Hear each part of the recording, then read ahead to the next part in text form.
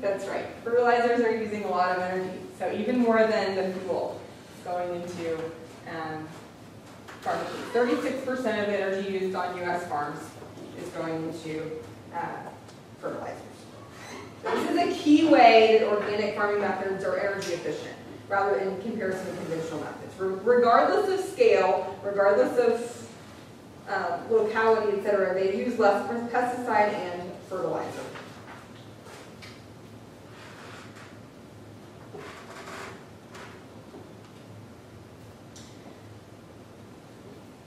If any of you guys want to know more about this, I really would recommend this book, Rebuilding the Food Shed. It's written by a professor in North Carolina who's doing a lot of work in advocating for sustainable agriculture, and he's written a really great book at looking at these different drivers of sustainable agriculture, which is where I pulled this driving information. He argues that minimizing waste is the best way to maximize efficiency. He said it's not as trendy to look at some of the other issues related to sustainable agriculture, but we look, and I've seen various estimates, but the most common number I've seen is about 40% of food that's produced both globally and in the U.S. is 40% globally is not making it to market. In the U.S., it's more like 30%, but then we add consumption or waste that happens between processing and sale that adds another 10%. So in the U.S., we see about 40% of food going uneaten. That's about 30% that's not harvested, that's not ever taken off the farm.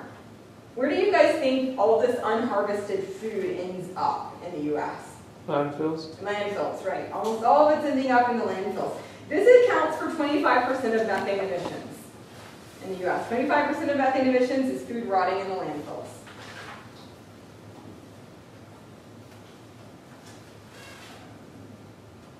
Okay. Next, we see per capita food losses and waste. So the two colors here, or the two shades of gray that we see, are the consumer is the darker one, and then production to retailing. So North America, we rank in this highest category here in terms of waste, and we see both the pre-consumption level and then the consumption stage as being issues. In some countries, we see a lot less the consumer level than we see in North America and Oceania. Okay.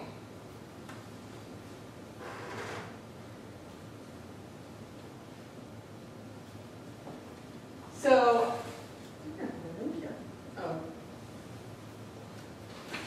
I think it went away. Anyway, I think it's on your slide. I have provided an article for further reading for you guys who want to know more about some efforts to factor waste out of the food system. I have a couple of reasons listed here why food might not make it on the farm, off the farm. Why do we have so much food that's produced and not harvested? And the two that I've listed here are standards of produce buyers. For example, in the article I've linked here, the apples were the issue. So if you ever looked at a crate of apples that arrives in the grocery store, they have these little cartons with a specific, size apple that's desired. You see a very great uniformity in the apples that are appearing in the grocery store. So these product grades favor certain sizes of apples, and those that don't fit it don't get harvested. Another one is overplanting to be sure orders are filled. So farmers want to make sure they have enough to meet the demand, so they plant more than what they need. Another issue that I don't have up here is labor shortages, which has increased in recent years. See farmers who have crops ready to harvest and no one to harvest them. And then shelf life and spoilage is another consideration. If you've got a bunch of apples that need to be harvested and you pick them and you're trying to figure out what to do with them if you can't sell them on the market, you have to store them and keep them safe until you can deliver them. So that's another deterrent.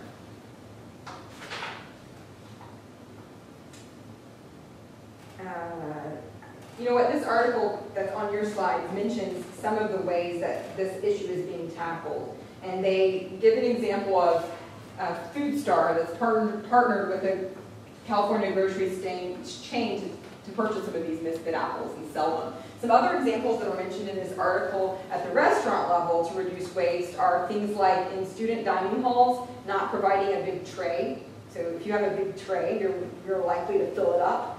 Just giving people plates instead. Also serving smaller portions.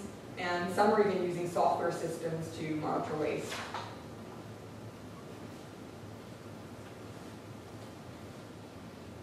Okay, moving on to the environment and climate change.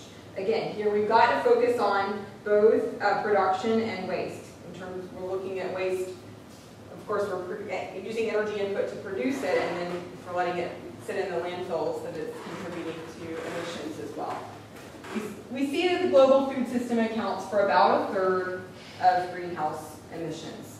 And small-scale sustainable farms emit 1/2 to 2/3 less carbon dioxide for every acre of production. One of the reasons for this is that in sustainable agriculture, we use techniques that keeps the carbon in the soil. So tilling, moving the land around, the tilling that's occurring with the farm machines is releasing carbon into the air. I have a statistic here for you guys. Studies have shown that small-scale sustainable farms, by converting 10,000 medium-sized farms to organic farms, we would store as much carbon in the soil as if we took 1 million cars off the road. It's a lot of difference. Okay, I've got another pie chart for you guys. This is looking at waste generation by material. So before we take recycling into account, food scraps are the second largest category of waste that we see here. Well, it's time with yard trains. But if once we take recycling into account, food waste becomes number 1. And again, only 3% of this food waste is diverted to recycling of nutrients, composting, anaerobic digestion, etc. We're putting it on landfills and letting it rot.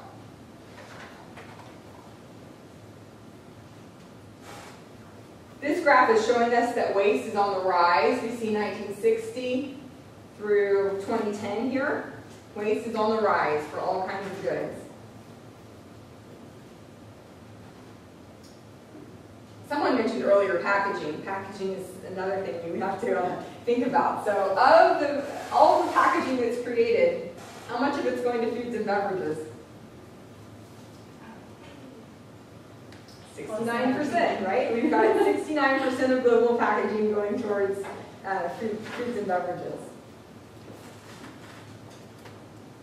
All right, climate change. I have a video clip that I wanted to show you guys related to climate change and how the food system is playing a role.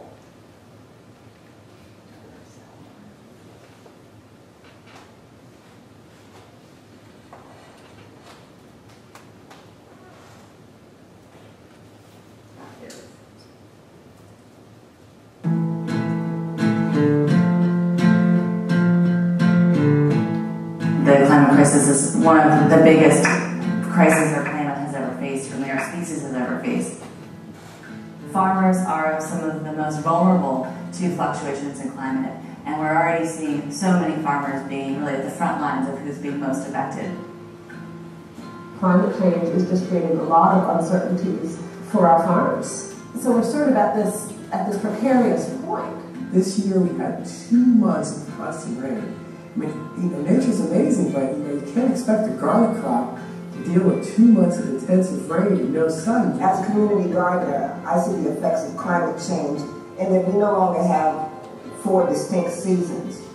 Com as mudanças, os agricultores já não têm mais referências para o plantio e estamos sujeitos a catástrofes nunca vistas no Brasil. There is an impact that is visible.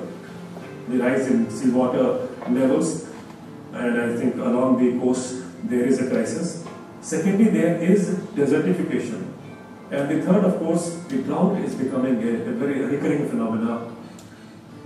Farmers in Africa are seeing the effect of climate change. Because of climate change, we have severe hunger situation. The parts of the world that are likely to be most severely impacted are the places that are already at risk of hunger that have the least capacity right now to help protect people. Que se estén violando derechos humanos básicos, derecho a la vida, derecho a la salud, derecho de un ser humano a que pueda respirar. Y a eso nosotros sí le llamamos violencia.